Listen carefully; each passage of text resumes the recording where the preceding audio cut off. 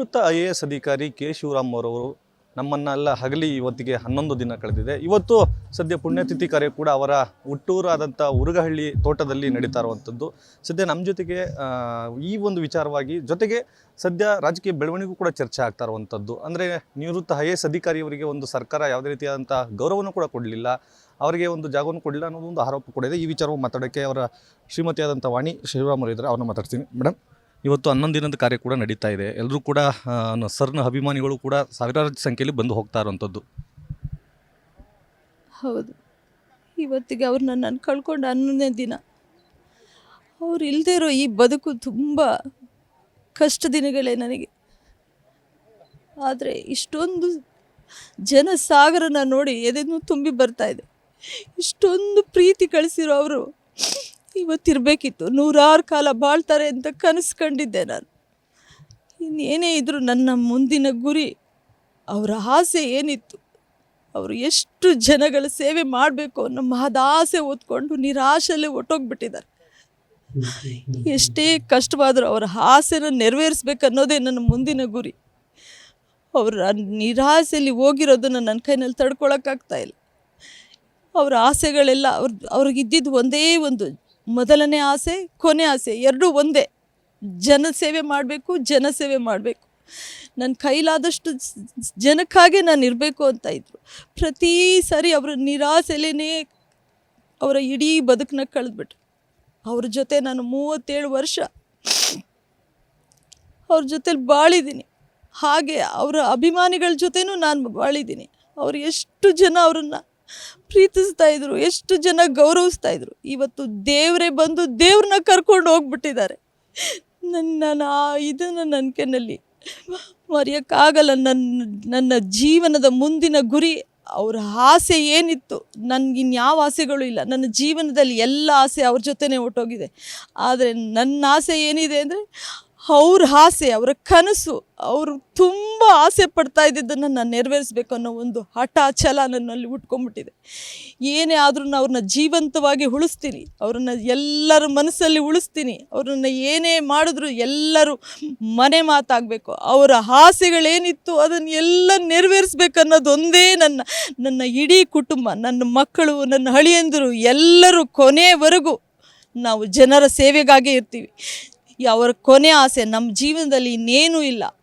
ಅವರೇ ಹೋದ್ಮೇಲೆ ಅವ್ರ ಆಸೆ ಒಂದು ಬಿಟ್ಟರೆ ನಮಗಿನ್ಯಾವ ಆಸೆಗಳು ಇಲ್ಲ. ನನ್ನ ಕೊನೆ ಉಸಿರಿರೋವರೆಗೂ ನಾನು ಅವ್ರಿಗಿಂತ 10 ಹೆಜ್ಜೆ ಮುಂದೆ ಹೋಗಿ ನಾನು ಜನಸೇವೆ ಮಾಡಬೇಕು ಅನ್ನೋದನ್ನು ಮಹದಾಸೆ ನನ್ನಲ್ಲಿ ಹುಟ್ಕೊಂಡ್ಬಿಟ್ಟಿದೆ. ಎಲ್ಲರೂ ಅದಕ್ಕೆ ನನಗೆ ಆಶೀರ್ವದಿಸಬೇಕು, ಅದೊಂದೇ ನಾನು ಕೇಳ್ಕೊಳ್ಳೋದು. ದೇವರು ಅವರ ಆತ್ಮಕ್ಕೆ ಶಾಂತಿ ಸಿಗಲಿ. ಅವರು 100 ಕಾಲ ನನ್ನ ಜೊತೆ ಇರ್ತಾರೆ ಅಂತ ನಾನು ತುಂಬ ಹೆಮ್ಮೆಯಿಂದ ಬದುಕ್ತಾ ಇದ್ದೆ. ಇವತ್ತು ಎಲ್ಲ ಹೊಟ್ಟೋಗಿದೆ. ಆದರೆ ಅವರು ಆಸೆ, ನಾನು ಮಾಡ್ತಿದ್ದ ಅಡುಗೆನ ಬಡಿಸಿದ್ರೆ ಅವ್ರು ತಿನ್ನೋಕೆ ಇವತ್ತಿಲ್ಲ. ಆದರೆ ಅವರ ಕನಸುಗಳನ್ನ ನೆರವೇರ್ಸೋಕ್ಕೆ ನನಗೆ ಬಿಟ್ಟುಕೊಟ್ಟಿದ್ದಾರೆ. ನಾನು ಅವರ ಆಸೆ ಕನಸುಗಳನ್ನ ನಾನು ಖಂಡಿತ ನೆರವೇರಿಸ್ತೀನಿ. ಇದು ಒಂದೇ ನನ್ನ ಮಹದಾಸೆ, ನನ್ನ ಮುಂದಿನ ಗುರಿ ಅದು ಒಂದೇ. ಈಗ ಸರ್ ಅಭಿಮಾನಿಗಳು ಕೂಡ ಹೇಳ್ತಾ ಇದ್ದಾರೆ, ಮತ್ತು ಛಲವಾದಿ ಮಹಾಸಭಾ ಕಾರ್ಯಕರ್ತರು ಕೂಡ ಹೇಳ್ತಾ ಇರುವಂಥದ್ದು, ಚಾಮರಾಜನಗರ ಕ್ಷೇತ್ರದಿಂದ ನಿಮಗೆ ಟಿಕೆಟನ್ನು ನೀಡಬೇಕು ಲೋಕಸಭಾ ಚುನಾವಣೆಗೆ ಅಂತ ಒಂದು ಚರ್ಚೆ ಶುರುವಾಗಿದೆ ಈಗ. ಹೌದು, ಅವರು ಬೆಳಗ್ಗೆ 6 ಗಂಟೆಗೆ ಹೋಗಿ ರಾತ್ರಿ 12 ಗಂಟೆಗೆ ಬರ್ತಾಯಿದ್ರು ದಿನ. ನಾನು ಯಾಕ್ರಿ ಇಷ್ಟು ಲೇಟಾಗಿ ಬರ್ತೀರಾ ಮನೆಗೆ ಅಂತಿದ್ದೆ. ವಾಣಿ, ನಿನಗೇನು ಗೊತ್ತು, ಸುಮ್ಮನೆ ಇರು ನೀನು. ಆ ಜನಗಳನ್ನು ಕಷ್ಟ ಏನು ಅಂತ ನನಗೆ ಗೊತ್ತಿದೆ. ನನ್ನ ಆಸೆಗೆ ನೀನು ಅಡ್ಡಿ ಬರಬೇಡ ಅಂತಾಯಿದ್ರು. ನಾವು, ನಮ್ಮ ಮಕ್ಕಳು, ಅಳಿಯಂದಿರು ಎಲ್ಲ ಅವರು ಅಷ್ಟೊಂದು ಆಸೆ ಪಡ್ತಾರಲ್ಲ ಅಂತ ನಾವು ಅವ್ರಿಗೆ ಸಪೋರ್ಟ್ ಮಾಡ್ತಾಯಿದ್ವಿ.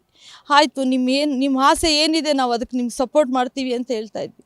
ಅವರು ಮತ್ತೆ 12 ಗಂಟೆಗೆ ಬರ್ತಾಯಿದ್ರು. ಬೆಳಗ್ಗೆ ಕರೆಕ್ಟಾಗಿ 6 ಗಂಟೆಗೆ ನಾವೆಲ್ಲರೂ ಹೇಳೋಕ್ಕಿಂತ ಮುಂಚೆ ಎದ್ದು ರೆಡಿಯಾಗಿ ನಾನು ಹೋಗ್ತೀನಿ ಅಂತ ರೆಡಿಯಾಗಿ ಹೋಗ್ತಾಯಿದ್ರು. ನನ್ನ ಕಣ್ಮುಂದೆ ಅದೇ ಇದೆ. ಕೊನೆವರೆಗೂ, ಅವರು ಕೊನೆ ಕ್ಷಣದವರೆಗೂ, ಅವರು ಬೆಡ್ ಮೇಲೆ ಮಲ್ಕೊಳ್ಳೋವರೆಗೂ ಅವರು ಎಷ್ಟು ನೋವು, ಎಷ್ಟು ನಿರಾಸೆ ಹೊಂದಿದ್ದಾರೆ ಅಂದರೆ ಅದನ್ನು ಹೇಳೋಕ್ಕೆ ಸಾಧ್ಯ ಇಲ್ಲ.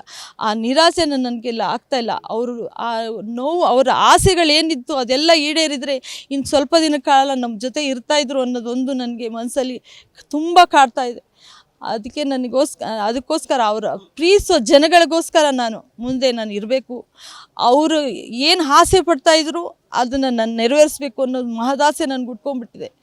ಇವಾಗ ಅವ್ರನ್ನ ಪ್ರೀತಿಸೋ ಜನ, ಅವ್ರನ್ನ ಅಭಿಮಾನಿಸೋ ಜನ, ಅವ್ರನ್ನ ದೇವರು ಅಂತ ಗುರುತಿಸಿರೋ ಜನಗಳೆಲ್ಲ ಹೇಗೆ ಅವ್ರನ್ನ ಆಸೆ ಪಡ್ತಾ ಇದ್ದಾರೆ, ಅದಕ್ಕೋಸ್ಕರ ನಾನು ಅವ್ರ ಆಸೆ ತೀರ್ಸೋಕ್ಕೆ ರೆಡಿ ಇದ್ದೀನಿ.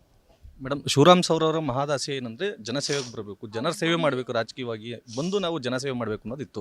ಸದ್ಯ ನೀವು ಈಗ ಅಚಲವಾದಂಥ ನಂಬಿಕೆನ ಇಟ್ಕೊಂಡಿದ್ದೀರಾ, ಪಕ್ಷ ಇದಕ್ಕೆಲ್ಲ ಮನ್ನಣೆ ಕೊಡುತ್ತೆ ಮತ್ತು ಸ್ಥಾನಮಾನ ನೀಡುತ್ತೆ ಅಂತ ಅನಿಸುತ್ತಾ? ನನಗೆ ಗೊತ್ತಿಲ್ಲ, ಅವ್ರಿಗಂತೂ ಒಂದು ದೊಡ್ಡ ಅನ್ಯಾಯ ಆಗೋಗಿದೆ. ಆ ಅನ್ಯಾಯನ ಸರಿ ಮಾಡಬೇಕು. ಇನ್ನೊಂದು ವಿಚಾರ ಮೇಡಮ್, ಈಗ ಚರ್ಚೆ ಆಗ್ತಾರಂತ ಸರ್ಕಾರ, ರಾಜ್ಯ ಸರ್ಕಾರ ಶಿವರಾಮ್ ಸರ್ ಅವರಿಗೆ, ಅದರಲ್ಲೂ ಕೂಡ ಕನ್ನಡದಲ್ಲಿ IAS ಅನ್ನು ಮೊದಲ ಬಾರಿಗೆ ಪಾಸ್ ಮಾಡೋದಂಥವ್ರು, ಅವರಿಗೆ ಒಂದು ಗೌರವವನ್ನು ಸರಿಯಾದ ರೀತಿ ನಡೆಸ್ಕೊಳ್ಳಿಲ್ಲ ಅನ್ನೋ ಒಂದು ಆರೋಪ ಕೇಳಿ ಬರ್ತಾ ಇದೆ. ಹೌದು, ಆವತ್ತಿನ ಅವರ ಕೊನೆ ಪ್ರಯಾಣದಲ್ಲಿ ಅವರ ಅಭಿಮಾನಿಗಳು ಕೂಗ್ತಾ ಇದ್ರು, ಅವರಿಗೊಂದು ಜಾಗ ಕೊಡಿ, ಅಂಬೇಡ್ಕರ್ಗೂ ಜಾಗ ಕೊಡಲಿಲ್ಲ, ಇಂಥ ಮಹಾಪುರುಷನಿಗೂ ಕೊಡಲಿಲ್ಲ ಅಂತ ಜನ ಕೂಗಿ ಕೂಗಿ ಗಲಾಟೆ ಮಾಡ್ತಾಯಿದ್ರು. ಕೊನೆಗೂ ಕೊಡಲಿಲ್ಲ. ಬೇಡ, ಅವರೇ ಸಂಪಾದನೆ ಮಾಡಿ ಬಿಟ್ಟೋಗಿರೋ ಅವರ ಜಾಗದಲ್ಲೇ, ಅವರ ತಾಯಿ ಪಕ್ಕದಲ್ಲೇ ಅವ್ರನ್ನ ಮಣ್ಣು ಮಾಡಿದ್ದೀವಿ. ಅದೊಂದು ಸಮಾಧಾನ. ನಮ್ಮ ವಸ್ತು ನಮ್ಮ ಹತ್ರನೇ ಇದೆ. ಒಂದು ವೇಳೆ ಏನಾದ್ರು ಫೈನಲ್ ಆಗಿ ಮೇಡಮ್, ಚಾಮರಾಜನಗರ ಲೋಕಸಭಾ ಕ್ಷೇತ್ರದಿಂದ ಟಿಕೆಟನ್ನು ಫೈನಲ್ ಮಾಡಿದ್ದೆ ಆದರೆ ನೀವು ಸ್ಪರ್ಧೆ ಮಾಡೋದು ಖಚಿತನಾ? ನಾನು ಹೇಳ್ದೆ ಅಲ್ಲ, ಅವರ ಕೊನೆಯ ಆಸೆ, ಮೊದಲನೇ ಆಸೆ ಎಲ್ಲವೂ ಒಂದೇ ಇತ್ತು, ಜನಸೇವೆ ಜನಸೇವೆ ಜನಸೇವೆ. ನಾನು 37 ವರ್ಷದ ಅವ್ರ ಜೊತೆಯಲ್ಲಿ, ಆ ಜನಗಳ ಮಧ್ಯೆನೇ ಅವ್ರು ಇದ್ದದ್ದನ್ನು ನಾನು ಅವ್ರ ಜೊತೆ ಬಾಳ್ಕೊಂಬಂದಿದ್ದೀನಿ. ಆದ್ದರಿಂದ ನಾನು ಅದೇನು ನನಗೆ ಎಷ್ಟೇ ಕಷ್ಟ ಆಗಲಿ, ಜನಗಳು ಏನು ಆಸೆ ಪಡ್ತಾರೆ, ಜನಗಳು ಏನನ್ನು ಅಪೇಕ್ಷೆ ಪಡ್ತಾ ಇದ್ದಾರೆ, ಅದಕ್ಕೆಲ್ಲ ನಾನು ರೆಡಿ ಇದ್ದೀನಿ. ಇದಿಷ್ಟು ಇದೀಗ ರಾಜಕೀಯವಾಗಿ ಚರ್ಚೆ ಆಗ್ತಾ ಇರುವಂಥ ಏನು ವಿಚಾರಕ್ಕೆ ಸಂಬಂಧಪಟ್ಟಂತೆ ವಾಣಿ ಶ್ರೀನಿವಾಸ್ ಅವರು ಹೇಳ್ತಾ ಇರುವಂಥದ್ದು, ಚಾಮರಾಜನಗರ ಕ್ಷೇತ್ರ ಅದನ್ನು ಹೊರತುಪಡಿಸಿದ್ರಿ ಅವರ ಮಹಾದಾಸೆ, ಶಿವರಾಮ್ ಅವರ ಮಹಾದಾಸೆ ಏನಂದರೆ ರಾಜಕೀಯಕ್ಕೆ ಬಂದು ಜನರ ಸೇವೆ ಮಾಡಬೇಕು, ಆ ಜನಸೇವೆಯನ್ನು ಮಹಾದಾಸೆಯನ್ನು ನಾನು ಈಡೇರಿಸ್ತೀನಿ, ಆ ಅಚಲವಾದಂಥ ನಂಬಿಕೆ ಇದೆ ಅನ್ನೋದು ಕೂಡ ಅವರು ಹೇಳ್ತಾ ಇರುವಂಥದ್ದು. ಕ್ಯಾಮ್ರಾ ಪರ್ಸನ್ ಕೇಶವ್ ಜೊತೆ ರಾಜು ವಿಸ್ತಾರ, ರಾಮನಗರ. ಅನುಕ್ಷಣದ ಸುದ್ದಿಗಳಿಗಾಗಿ ವಿಸ್ತಾರ ನ್ಯೂಸ್ ಯೂಟ್ಯೂಬ್ ಚಾನೆಲ್ ಸಬ್ಸ್ಕ್ರೈಬ್ ಮಾಡಿ. ಹೊಸ ಸುದ್ದಿಗಳ ನೋಟಿಫಿಕೇಶನ್ಗಾಗಿ ಬೆಲ್ ಐಕಾನ್ ಕ್ಲಿಕ್ ಮಾಡಿ. ಲೇಟೆಸ್ಟ್ ಅಪ್ಡೇಟ್ಸ್ಗಾಗಿ www.vistaranews.com ವೆಬ್ಸೈಟ್ಗೆ ವಿಸಿಟ್ ಮಾಡಿ. ಅಂಗೈಯಲ್ಲೇ ಜಗತ್ತಿನ ಸುದ್ದಿ ತಿಳಿಯಲು ವಿಸ್ತಾರ ನ್ಯೂಸ್ ಕನ್ನಡ ಆಪ್ ಡೌನ್ಲೋಡ್ ಮಾಡಿ.